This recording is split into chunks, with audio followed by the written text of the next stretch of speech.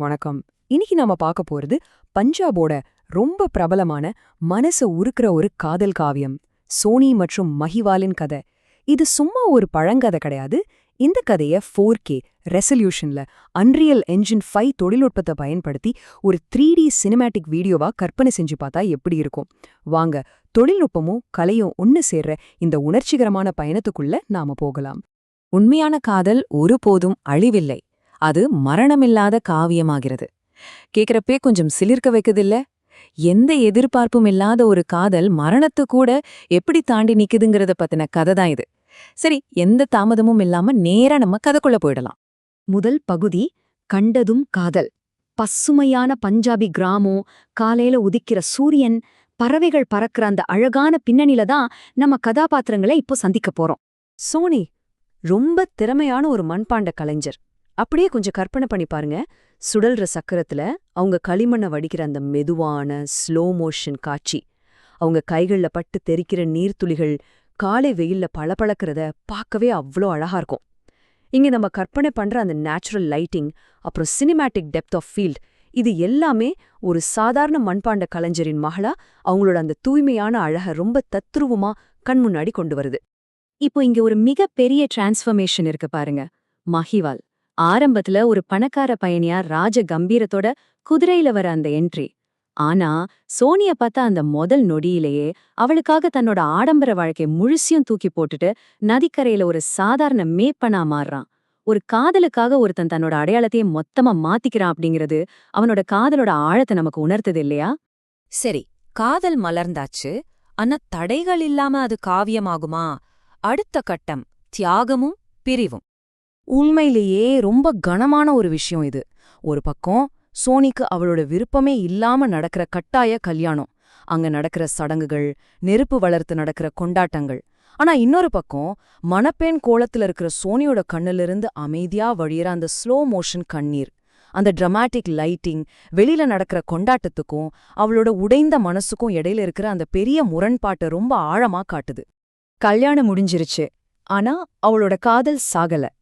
சமூகத்தோட கட்டுப்பாடுகளை எல்லாம் உடைச்சிட்டு சோனி எடுக்கிற அந்த ஆபத்தான முடிவுகள் என்னென்னு இப்ப பார்க்கலாம். இங்க இந்த சுட்ட மண்பானை அப்படிங்கிறது சாதாரண ஒரு பொருள் கிடையாதுங்க. அது அவளோட காதலோட ஆயுதம். நள்ளிரவு அமைதியில யாருக்கும் தெரியாம வீட்டை விட்டு வெளியே வந்து அந்த குளிர்ந்த ஆபத்தான நதிய கடக்க சோனி பயன்படுத்துற ஒரு மிதவை தான் இந்த சுட்ட மண்பானை. தண்ணியில நிலாவோட வெளிச்சம் பட்டு பிரதிபலிக்கிற அந்த சீன் ஒரு பக்கம் பயம், இன்னொரு பக்கம் காதல், ஒரு விதமான உச்சக்கட்ட பதற்றத்தை கொடுக்குதில்ல. அவளோட அந்த மண்பாண்ட கலைதான் அவள் அந்த ஆழமான நதியில உயிரோட காப்பாத்திட்டு இருக்கு. காலம் எப்படி மாறுதுன்னு பாருங்களேன். மாசம் நிலா வெளிச்சத்துல நதிய கடக்கிற ரகசிய பயணங்கள் ஆரம்பமாகுது. 3வது மாசம் நட்சத்திரங்கள் நிறைஞ்ச வானத்துக்கு கீழே அவங்களோட சந்திப்புகள் நடக்குது. 6 மாசம் ஆகுது, பருவங்கள் மாறுது, ஆபத்துகளும் அதிகமாயிட்டே போகுது. ஆனா பின்னணியில ஒரு இதய துடிப்பு மாதிரி ஒலிக்கிற அந்த எமோஷனலான மியூசிக் மாதிரி அவங்களோட காதலும் நாளுக்கு நாள் ரொம்ப ஸ்ட்ராங்கா வளருது. எல்லாம் நல்லபடியா போயிட்டு இருக்கேன்னு நாம நினைக்கிறப்போதான் கதையோட அந்த இருண்ட மிக மோசமான திருப்பம் வருது. மரணத்தை தேடி தந்த அந்த துரோகம். பின்னணியில வெளிச்சம் மொத்தமா குறைஞ்சு அப்படியே ஒரு சஸ்பென்ஸான இருண்ட சூழலா மாறுறத கவனிங்க. சோனி நள்ளிரவுல வெளியே போற உண்மைய அவளோட மாமியார் கண்டுபிடிச்சிடுறாங்க. அவங்க முகத்துல தெரியிற அந்த வஞ்சகம் அடுத்து வரப்போற ஒரு பெரிய சோகத்துக்கான அலாரமா இருக்கு. ரொம்ப கொடூரமான ஒரு திட்டத்தை அவங்க கையில எடுக்கறாங்க. இங்கதான் கதையோட ட்விஸ்ட். அந்த ஒரு கொடிய துரோகம். சோனி எப்பவும் பயன்படுத்துற அந்த உறுதியான சுடப்பட்ட மண்பானையை எடுத்துட்டு பாக்குறதுக்கு அப்படியே ஒரே மாதிரி இருக்கிற ஆனா தண்ணில ஈஸியா கரையக்கூடிய ஒரு சுடாத பச்சை மண்பானைய அவங்க மாமியார் ரகசியமா மாத்தி வச்சிடுறாங்க. இந்த ஒரு சின்ன செயல்தான் சோனி, மஹிவால் 2 பேரோட விதியும் மொத்தமா மாத்தி எழுத போகுது. அது ரொம்பவே பயங்கரமான ஒரு ராத்திரி. பலத்த காத்து, இடி, கண்ண பறிக்கிற மின்னல்னு ஒரு பெரிய புயலே அடிச்சிட்டு இருக்கு. இப்படிப்பட்ட ஒரு மோசமான வானிலையில கூட தன்னோட காதலனை பார்த்தே ஆகணுங்கிற பிடிவாதத்துல சோனி வெளியில வரா. பானை மாற்றப்பட்ட அந்த அதிர்ச்சி தரக்கூடிய உண்மை அவளுக்கு தெரியாது. அந்த இருட்ல போலி பானையை எடுத்துக்கிட்டு சீறி பாயிர நதியை நோக்கி அவன் நடக்கும்போது நமக்கே அந்த பதற்றம் உச்சத்துக்கு போகுது. கதையோட மிக துயரமான ஆனா அதே சமயம் காவியத்தன்மை வாய்ந்த அந்த இறுதிப் பகுதிக்கு நம்ம வந்துட்டோம். மரணத்திலையும் தொடரும் அந்த காதலோட உச்சகட்டத்தை பார்க்கலாம். ஆத்துல இறங்குனதும் என்ன நடக்குதுன்னு ஸ்டெப் பை ஸ்டெப்பா பாருங்களேன். முதல்ல சுடாத அந்த பானை கொஞ்சம் கொஞ்சமா தண்ணியில கரைய ஆரம்பிக்குது. சோனி தண்ணியில தத்தளிக்கிறா, மரண பயத்துல மஹிவாள் அப்படின்னு கதறா. அந்த குரல் எக்கோ ஆகுறதும் கேமரா அப்படியே சுழல்றதும் காட்சியோட பதற்றத்தை அப்படியே நமக்கு கடத்துது. அந்த சத்தத்தை கேட்ட அடுத்த செகண்ட் மஹிவாள் கொந்தளிக்கிற அந்த நதியில கொஞ்சம் கூட யோசிக்காம குதிக்கிறான். 2 பேரும் ஒருத்தர் நெருங்க போராடுறாங்க.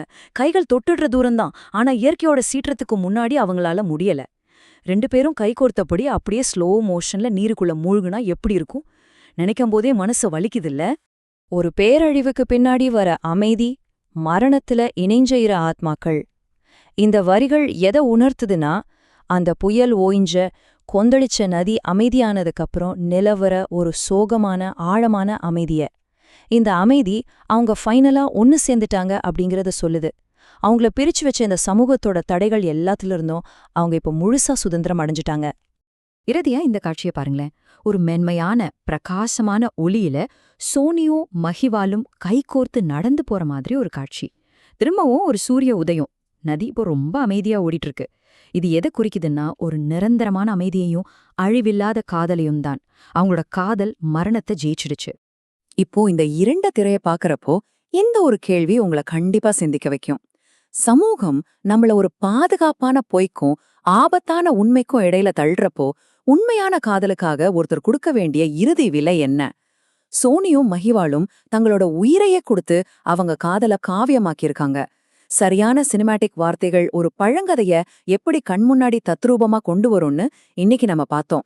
பஞ்சாபோட இந்த அழியாத காதல் கதைய எங்கூட சேர்ந்து பயணிச்சு கேட்டதுக்கு ரொம்ப நன்றி.